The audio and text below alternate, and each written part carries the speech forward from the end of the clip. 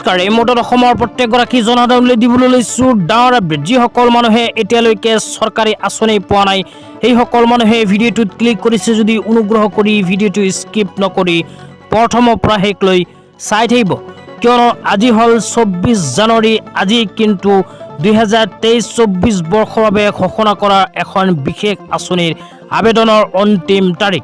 আজিয়ে কিন্তু যিসকল মানুহে এইখন আঁচনিত আবেদন কৰা নাই, সেইসকল মানুহে কৰিব লাগিব আবেদন।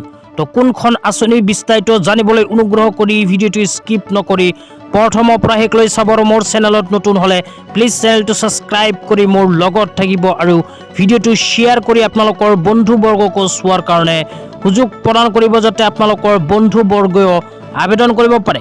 তো আপোনালোকে মোবাইল স্ক্ৰীনত চাব পাৰিছে, চৰকাৰৰ ফালৰ পৰা এনেকৈ এখন জাননী জাৰি কৰা হৈছে। ইয়াতে কি লিখা আছে আপোনালোকক পঢ়ি শুনাই দিছোঁ, অনুগ্ৰহ কৰি ভিডিঅ'টো স্কিপ নকৰি চাই থাকিব।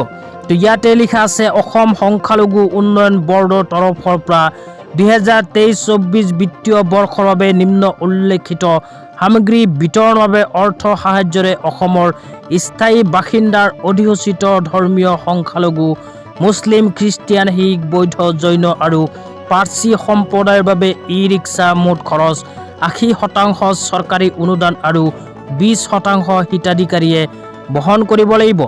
আৰু দ্বিতীয় নম্বৰত কোৱা হৈছে ছেভিং মেচিন, তৃতীয় নম্বৰত কোৱা হৈছে ফেশ্বন ডিজাইনিং মেচিন, চতুৰ্থ নম্বৰত কোৱা হৈছে automatic paper plate making machine ইত্যাদি সামগ্ৰীসমূহ বিনামূলীয়াকৈ বিতৰণৰ বাবে আবেদন বিচৰা হৈছে। আবেদনকাৰীসকলে বছৰেকীয়া আয় 3 লাখ টকাতকৈ অধিক হ'ব নোৱাৰিব। আবেদনকাৰীসকলে অনলাইন যোগে প্ৰপত্ৰ পূৰণ কৰিব লাগিব আৰু আবেদনৰ লগতে যাৱতীয় নথিপত্ৰ আপলোড কৰিব লাগিব।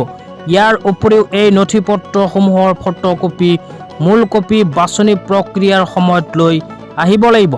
বাছনিকৃত আবেদনকাৰীসকলক অসম সংখ্যালঘু উন্নয়ন বৰ্ডৰ তৰফৰ পৰা জনোৱা হ'ব। ইচ্ছুক আবেদনকাৰীসকলে তথা আত্মসহায়ক গোটৰ সদস্যসকলে পূৰ্ব নিৰ্ধাৰিত সময় 17/1/2024 তাৰিখৰ পৰা অহা 24/1/2024 তাৰিখলৈ সময়সীমা বঢ়াই দিয়া হ'ল।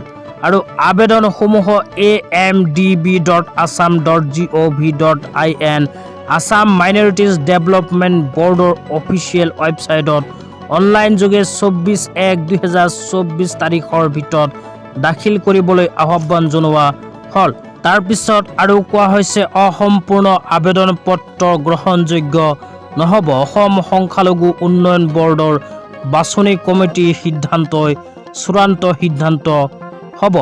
তো ইয়াতে কোৱা অনুযায়ী অসম চৰকাৰে 2023-24 বিত্তীয় বৰ্ষৰ বাবে অসমৰ সংখ্যালঘুসকলৰ বাবে এখন বিশেষ আঁচনি ঘোষণা কৰিছিল। এইখন আঁচনিৰ জৰিয়তে e-rickshaw, shaving machine, fashion designing machine লগতে অট'মেটিক পেপাৰ প্লেট মেচিন অসমৰ দুখীয়া সংখ্যালঘু সম্প্ৰদায়ক বিনামূলীয়াকৈ প্ৰদান কৰাৰ বাবে এখন আবেদনৰ আহ্বান জনাইছিল। তো আবেদনৰ অন্তিম সময়সীমা আছিল যোৱা 17 জানুৱাৰী, কিন্তু 17 জানুৱাৰী ইতিমধ্যে পাৰ হৈ গৈছে। অসম চৰকাৰে 24 জানুৱাৰীলৈকে কিন্তু ইয়াৰ আবেদনৰ অন্তিম সময়সীমা বঢ়াই দিছিল। তো যিসকল সংখ্যালঘু সম্প্ৰদায়ৰ দুখীয়া মানুহে এইখন আঁচনিত এতিয়ালৈকে আবেদন কৰা নাই, সেইসকল মানুহে আজিয়ে কৰিব লাগিব আবেদন, কিয়নো আজি কিন্তু এইখন আঁচনিৰ আবেদনৰ অন্তিম সময়সীমা। তো যিসকলে এতিয়ালৈকে আবেদন কৰা নাই, আবেদন কেনেকৈ কৰিব মোৰ চেনেলত ভিজিট কৰিব, মই আগতীয়াকৈ অনলাইন প্ৰক্ৰিয়াটো দেখুৱাই থৈছোঁ। তো আজি ইমানেই। ভিডিঅ'টো চাই কেনে পালে নিশ্চয় কমেণ্ট বক্সত কমেণ্ট কৰি জনাই দিব। তো ধন্যবাদ।